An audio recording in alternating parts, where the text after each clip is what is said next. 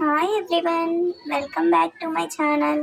ఈ వీడియోలో తక్కువ ఇంగ్రీడియంట్స్తో చికెన్ పకోడీ సింపుల్గా ఎలా చేసుకోవాలో చూద్దాం. చికెన్ క్లీన్ చేసుకున్నాక చిన్న పీసెస్ కట్ చేసుకోండి. తర్వాత సాల్ట్, పసుపు, కారం వేసి కలుపుకోండి.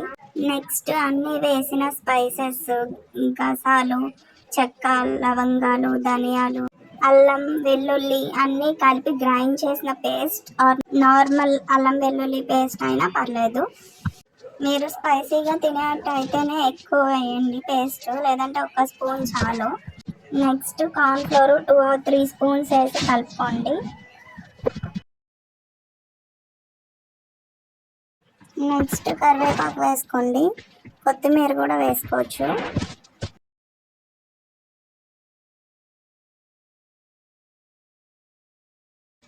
లాస్ట్కి ఆయిల్ వేసుకోండి, 2 స్పూన్స్ వేసుకొని కలుపుకున్నాక ఒక 10-15 మినిట్స్ పక్కన పెట్టేయండి.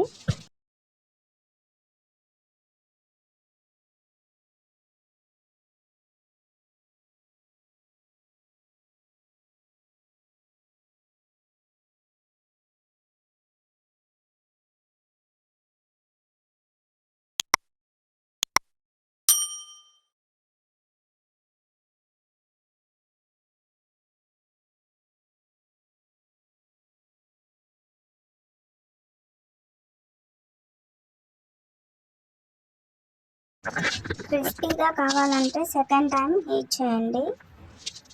సాఫ్ట్ ఉన్నా పర్లేదు అంటే అలా 1 టైం చాలు. టేస్ట్ అయితే సూపర్ ఉంటుంది, డెఫినెట్గా ట్రై చేయండి.